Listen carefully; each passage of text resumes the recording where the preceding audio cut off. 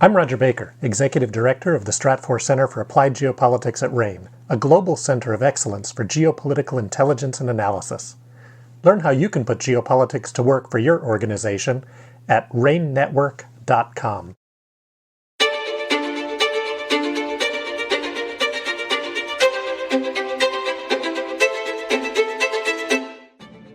Hello and welcome to this episode of RANE's Essential Geopolitics podcast.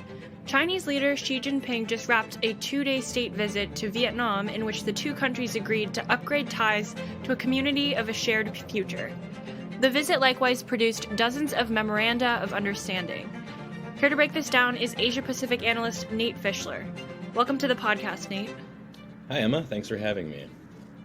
To get us started, what is the nature of these upgraded relations, and is this an alliance between China and Vietnam? Yeah, sure. So it's a bit of a symbolic moniker. In fact, it's almost entirely symbolic. There's some back and forth over the wording of this upgrade in ties, community of common destiny, community of shared future. But fundamentally, there are no structural commitments involved in this relationship or in this designation of the relationship.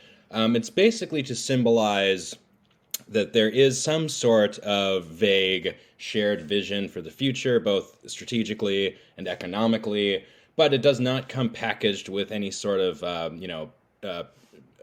requirements, commitments, or anything of that nature. And it being an alliance is also definitely not the case. So there's been some worry, I guess, in Western corners that Vietnam is inching into China's camp, but in line with there not being structural requirements, there's not a significant military component. This is very much not an alliance, and it's more along the lines of a symbolic upgrade in ties in order for the two countries to demonstrate to one another that each one holds the other at a high level of importance, and that given their geography and their shared history, that they want to have a sort of shared vision on where to go. But again, that's all very vague and is not tantamount to an alliance in any way. There's been a lot of diplomatic activity in Vietnam lately. Can you tell us why now, and what is each country's strategic calculus here? Yeah, sure. So right, as you point out, Xi Jinping coming to Vietnam is the latest in a series of visits, high-profile visits with major countries. This includes the United States and Japan, both of which upgraded ties with Vietnam to Vietnam's top-tier designation, comprehensive strategic partnership earlier in the year. So Xi Jinping and China coming down to Vietnam to likewise upgrade ties is definitely a response to this. That's part of the why now. Both China and Vietnam feel a need to rebalance the relationship because the United States and Japan have been elevated to Vietnam's top tier designation, which China also has. I mean, what that did, a few months ago, was place China's rivals, the U.S. and Japan, on the same diplomatic level in the Vietnamese context as China. So what China wants and what Vietnam would like to give China is the sense that, no, actually, we take our relationship with you much more seriously, and the symbolic elevation of ties is for Vietnam showing China that on the hierarchy of importance, it's higher up than any of these other countries, including the United States and Japan. So that's one angle of it. Otherwise, there's Vietnam, prior to this year, only had this designation with a handful of countries, China, Russia, and India. They've upgraded it with South Korea as well this year. So we have U.S., Japan, South Korea. They're probably going to upgrade relations with a few other countries next year along the same trajectory, like Indonesia, Singapore, maybe Thailand. So Vietnam is doing all of this multi-directional foreign policy, of course, undertaking, its own agency, trying to remain independent, not under the influence of any geopolitical camp, not under the influence of Washington or Beijing. But in order to do that, they have to assuage Chinese fears that they're, going rogue is not the right terminology, but that Vietnam's independent action is not threatening to China. This is a message that Vietnam feels compelled to get across to China. Again, with the long history, of course, the two fought a brief but bloody border war in 1979, skirmishes, all throughout up until normalizing relations in the early 90s. So the threat of annoying China, it's not just a recent historical memory. This is a deeply entrenched aspect of Vietnam's foreign policy that if it wants to get close with anybody, particularly Chinese rivals, then they need to do something to appease Beijing. So that's sort of China's strategic calculus here. Vietnam's strategic calculus.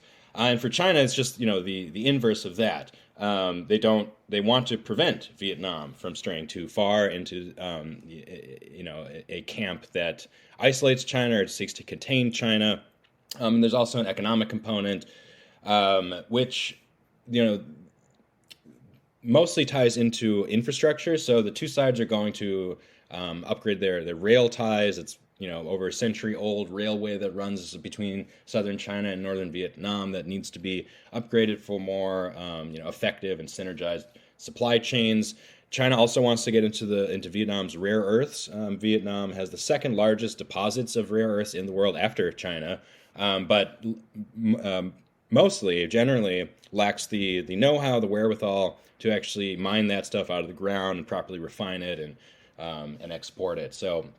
But I should note that out of the dozens of memoranda of understanding, we have not yet seen one. They're not all public yet, but we have not yet seen one on rare earths, which is a bit of a surprise coming out of that visit, because we know that this is something that's important to China. So we'll see, and Vietnam, as it tries to build out its rare earths industry and learn that know-how and build it from the ground up. So we'll have to watch. That's definitely something to watch in the China-Vietnam relationship going forward, is rare earths, which the U.S. is also interested in. So we have another vector of competition within Vietnam over its rare earths developing, as the U.S. and its allies like Australia on one side getting into Vietnam to help it mine and refine its rare earths, and then China trying to do the same thing.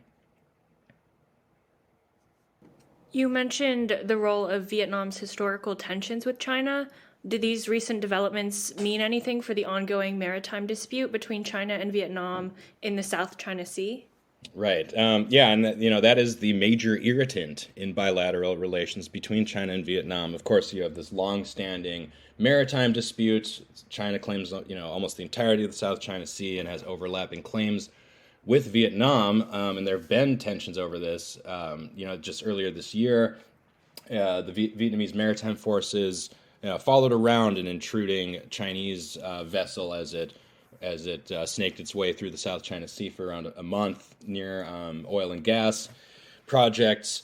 So it is a big deal. And interestingly, though, the only thing that I've gathered from this meeting that they talked about it was to have frank discussions about the issue, but did not do anything to resolve it. However, practically speaking, the result will be a sort of a holding pattern between China and Vietnam in the South China Sea.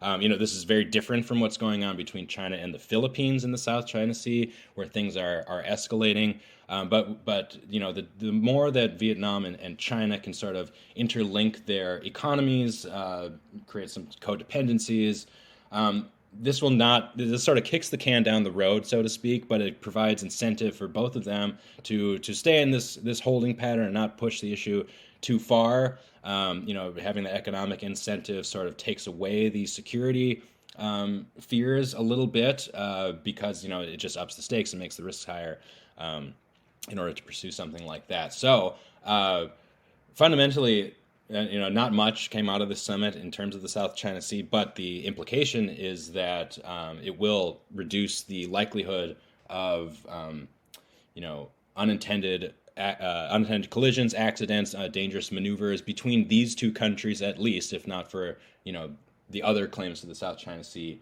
going forward. So that's another thing to watch in this relationship. But deeper economic ties will definitely help forestall some unintended action in the South China Sea. Right. Well, thank you so much for that update, Nate. Thank you, Emma. If you're interested in more analyses from RANE, you can subscribe to our geopolitical intelligence product, RANE Worldview. Our suite of risk products allow clients to access the insights and analyses they need to make more informed decisions and drive better risk management outcomes. You can sign up or learn more at our website, ranenetwork.com.